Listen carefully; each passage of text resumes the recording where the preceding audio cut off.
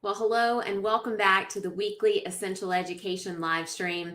My name's Jen, the Student Success Coach here at Essential Ed, and we are proudly partnered with you, our adult learning community of both students and educators. And we're coming to you talking about a topic that is kind of ever changing to some degree. It's a new offering or a newer offering in the realm of test format for GED and HiSET. As of 2 years ago, you could not take the GED or HiSET exam at home. But as you can imagine, some changes in our world led to some needed changes in the testing format. So today we're going to be talking about testing options, including that newer at-home testing option for the GED and HiSET. So let's first talk about the different types of testing formats you could encounter based on your test and based on your area. The first is this, a test center written exam. Okay, what does that mean? Kind of just what it sounds. It is a written exam. It's that old school Scantron, bubble in your answers, test booklet taken at a test center. That is a test option for one of the exams in several and sometimes multiple states, but we'll get to that in a little bit. So your first is the test center written exam option. Your second is the test center computer-based option. What does that mean? Well, it means you're going to be going to a test center in the same way that you would for that written bubble in exam. But when you get to the test center, you're actually going to be completing that exam on a computer. There'll be a computer there provided for you at the test center, and that's how you will interact with your exam. And then here's the newer option, right in that 2-year mark, at-home testing. At-home testing is using your computer to test at home. And we're going to go in detail with at-home testing today because there's a lot of things, because this test is so new, that a lot of students don't know about. Some rules, regulations, some offerings, some things that you need to, as we always say, be fully prepared to take on the exam come test day and make the best choice that's right for you, because you may have a choice of test and you may have a choice of test format. So consider that in what's best for you and how you learn best and how you test best. So how do you answer that question? Which one of these test formats is right for you? And the first thing you are going to need to do is check your state and check your exam. What do I mean by that? Every state has different rules and regulations. And the first thing you need to check is which exam is going to be offered to you. In some states, you will be told you have to take the GED. In other states, you will be told you have to take the HiSET. Does it matter? No. Taking, completing, passing either of those exams gives you the same thing. It gives you that all-important, life-changing high school equivalency credential. Now, some states will give you the option of test, either the GED or the HiSET. And we've got tons of live coaching resources and a whole team of student advisors who can talk you through some of the small differences in those exams, not huge differences, just small differences in those exams if you do have a choice in your state. The next thing you want to consider in looking specifically at your test is to look at your exam requirements, your minimum age requirements in some states, and then those all important available formats. Okay, so let's say you are looking at the difference between the GED and the HiSET. You know you meet the minimum age requirements in your state, and now you want to make that decision about how you want to take the test and what format do you want to take the test. Well, depending on your test, let's see what's available to you. If you choose to take or are mandated in your state to take the GED, then you have basically two options. You have that test center computer-based option. GED has long been computerized, so that means you will go into the test center and take that exam on a computer. I put a little asterisk there because we are waiting to see what the state of New York does. If you're a New Yorker, say hello in the comments. We're waiting to see what New York does because their partnership with GED is relatively new. As you may well know, GED for a long time partnered with another testing agency called the Task, and they have since then switched their partnership to the GED. One of the caveats that the state of New York wanted to have was still a paper-based option. It's my understanding that the GED is going to be complementary of that. I just don't know how much or how many test centers that paper-based option will be available to, or really how they've worked out the nuances of that. So in general, unless you live in New York, and probably even if you do still live in New York, there's a very small chance you take a written exam. In general, you're going to be taking that test center computer-based option or at-home testing. Except, New York, you're so special. New York, you cannot test at home. If you live in the state of New York and you were hoping to take advantage of that newer test option to test at home, New York is no longer allowing you to do that. And neither is the state of South Carolina. So right now, those are the two states that are saying, we'd rather go back to in-person test center testing. So we're not going to allow that at-home testing option anymore. So know what's available to you if you're taking the GED. If you're mandated or you choose to take the HiSET, then these are your options. You have three options. You could take that test center written exam. HiSET does still have options to go in and take that written exam in a test center, or you can go in and take a test center computer-based exam. One of the interesting functions on the HiSET test site is when you add in your zip code and you're looking for a local testing center, they'll put a little pencil next to the testing center. If it's a written testing center, they'll put a little computer icon next to the testing center if it's computer-based, or if you see both, then you may have options to do either one. So know that both of those options could be available to you, but again, they vary by state and they vary by region. They could vary from test center to test center. And then you also, if you're taking the HiSET, have this at-home testing option. But I put kind of a caveat here, kind of a pause here, as available.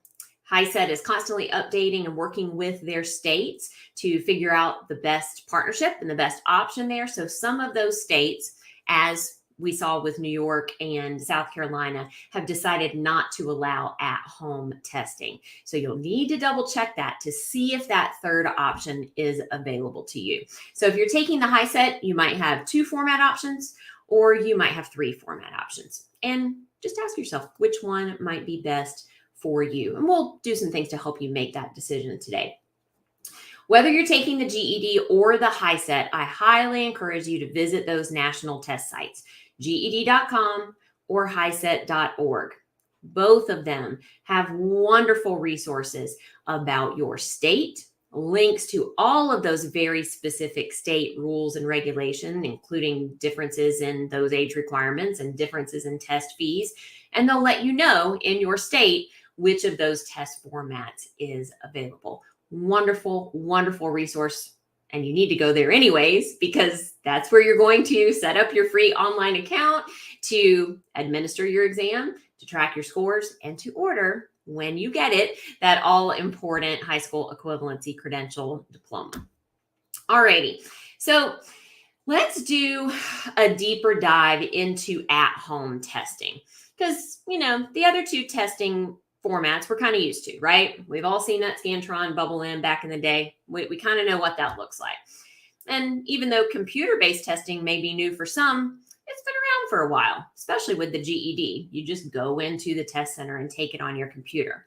But when it comes to at-home testing and the whole scheme of the longevity that the GED and the HiSET have been in operation and been available as an exam, 2 years is still really new. So the testing agencies are learning a lot, students are learning a lot, and with those steps to learning also come some unique rules and regulations. So we want to just extend those to you today. This is in no way meant to dissuade you from the at-home testing option. It is a wonderful testing option for many, many students nationwide. But we want to help you make the best decision for you and your unique learning style and your unique testing style. So we just want to offer up some of these things that a lot of students may not know about the process of at-home testing. So we're going to do a deep dive here. All right. If you are taking the GED at home, they have a pre-testing requirement. What does that mean? It means you must take and pass the GED ready exam with what they call a green score. You will not be allowed to test at home, online at home, without that GED ready green score. And they've got lots of different reasons why they do that. You can read about that on their website. But that is a pre-testing requirement if you're taking the GED at home. Whether you're taking the GED or the HiSET, then there are going to be some tech requirements on your end. You must have a webcam. It must be able to see multiple parts of the room. And you must have a strong internet connection. As they've tracked these tests over the last 2 years, both GED and HiSET have all agreed, all the test makers have agreed that a lack of a strong internet connection has been the biggest stumbling block for some students with at-home testing. So make sure that you have that webcam and you have that strong internet connection. And they're going to want you to test on a desktop or in some cases on a laptop. You cannot use your phone and you cannot use a tablet. So there are certain technological requirements. But the good news is they have system tests on their website.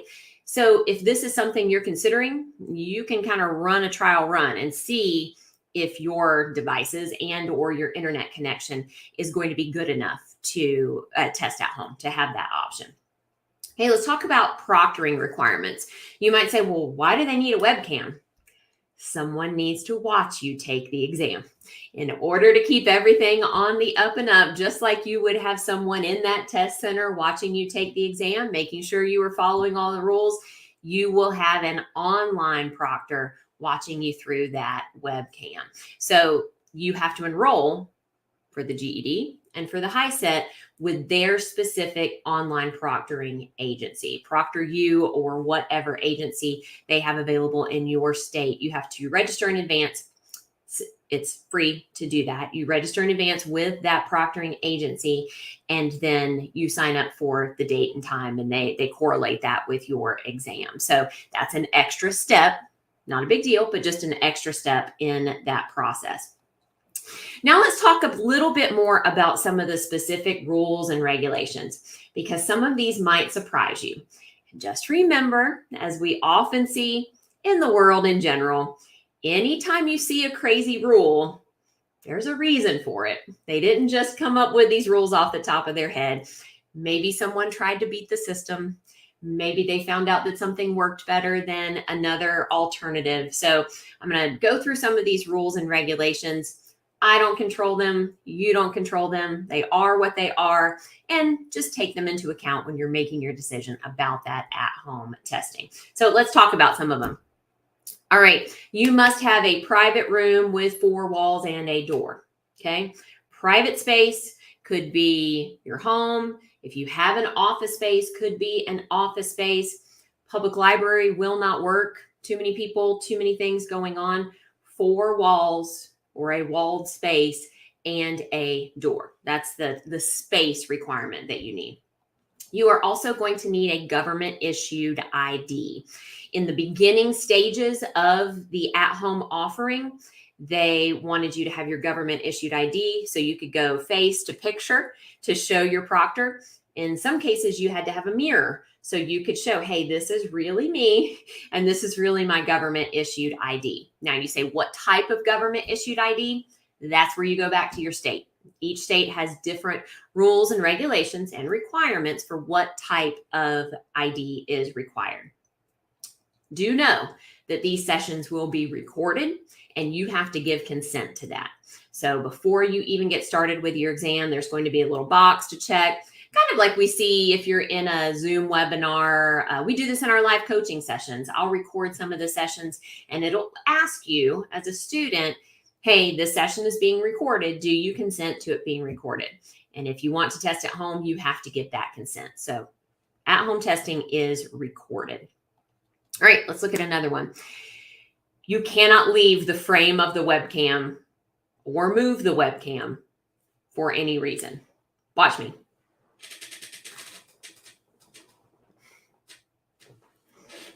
That's illegal, and I would be given a warning, and I would only get one warning for my exam. You cannot move the webcam itself, and you cannot leave the frame of the webcam. You stand the chance of getting that warning, and if it happens again, that's even bending down to tie your shoes, whatever it might be. You get that warning, but if you break that rule again, they can negate your test.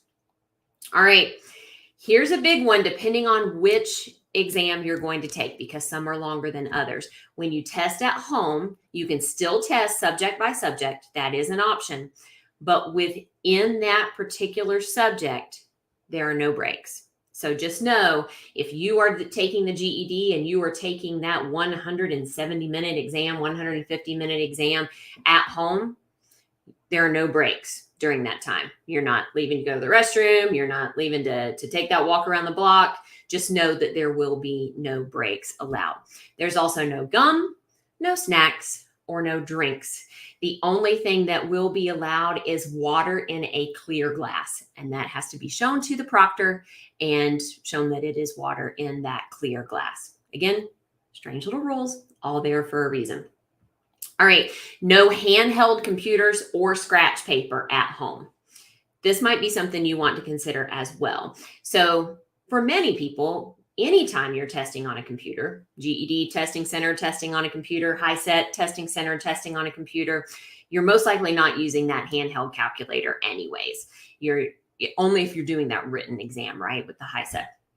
But you still need to get used to how to use that calculator in its computer-based resource. You want to be able to get the most out of that resource that they give you. It's a test maker help. It's a tool. They give it to you for a reason. So make sure you know how to use it. If you're partnered with Essential Education, we actually put that calculator in as a lesson within your mathematical and your science unit, so you can get used to using that calculator. But also both GED and HiSET have great tutorials on their website, so you can get familiar with that calculator. Don't just say, I'll figure it out on test day. Get used to how to use that calculator ahead of time. Okay, no scratch paper. If you're testing at home, you cannot use physical scratch paper. You can't work out math problems on physical scratch paper. You can't outline your essay on physical scratch paper. You can't take notes from the passages on physical scratch paper. So you say, well, Jen, how will I do that? And how will I access all of those formulas that I need if I can't have physical paper? They're all going to be in that computerized format. So just like that calculator will be a screen and screen, for the GED, you will have access to a digital scratch pad and a digital whiteboard. Your formulas will pop up screen and screen for what you need for math and science. Everything will be in a digital format. You can use no physical paper. So again, get used to using those resources if you're going to be testing at home. GED actually, in addition to their calculator tutorial, they have a whiteboard tutorial. So you can get familiar with how to use that resource ahead of time. So just something to know. Of course, this should be a no-brainer. Any electronics, your phone, even smart watches, tablets, all of that needs to be out of reach and out of sight. It could negate your test. No headphones. No headphones or headsets unless they are specifically approved for some reason. Can't really think of a reason as to why they would be approved unless you have a special testing accommodation for a learning difference. But most of the time, if you have accommodations, you're going to be in one of the test center options regardless. So no headphones or headsets unless specifically approved. You cannot talk. You cannot talk out loud. You cannot move your mouth out loud. You cannot cover your mouth. There can be no indication that you are conversing, communicating with anybody else in the room, outside the room, whatever that might be. You cannot talk. You can't even really mouth the words if you are reading along with a passage. Very, very specific about that. And breaking any of these rules could result in forfeiting your test. You don't want to do that. You really don't want to do that. With some of the rules, the test proctor will say, hey, you're not supposed to do that. I'm going to give you a warning. Some of the rules, you break it, you're done. And you don't get your money back in most states. So if you choose to test at home and for whatever reason you break any of these rules, perhaps outside of losing your internet connection, sometimes that's a little bit of a different story, but you have to test those things ahead of time, right? You need to test those things in advance. So breaking any of these rules could forfeit your test, and you probably won't get that testing feedback. So again, no fear, just a word of caution in advance to know what to expect if you're going to choose that newer at-home testing option. And again, wonderful tutorials and information on both testing sites. They both have little animated videos if you go into their online testing site that show the little characters walking in to their home and sitting in front of their home computer and taking the test at home. They go over kind of the reasons for some of those funky little rules that you see in their wonderful resources, tutorials for that calculator, that whiteboard, all the resources. They want to make testing at home accessible and available to all. So they're giving you those tools to do that. You just have to take the extra steps to be aware of what they are and get familiar with those before test day. As you often hear us say, getting ready for these exams is not just about studying the subjects. It's knowing what to expect in that official testing environment. You can do this, and we can help. Not only can we provide you with personalized prep aligned to the GED, aligned to the HiSET, meaning we're going to ask questions in the exact same way that you'll see on test day with some of that same test maker language. We also want to be your partner along the way. We want to be able to answer these types of questions, or at minimum, connect you to the official source that can give you the most up-to-date information. And that's what we get to do here on the student end of our website at essentialed.com/students, or a wonderful, I cannot brag about these individuals more, a wonderful team of student advisors available to you at 1-800-460-8150. We hope this has been informative. Of course, as always, if you have any questions, drop them down in the comments and we're going to respond to those ASAP. We hope to see you back on our live stream soon.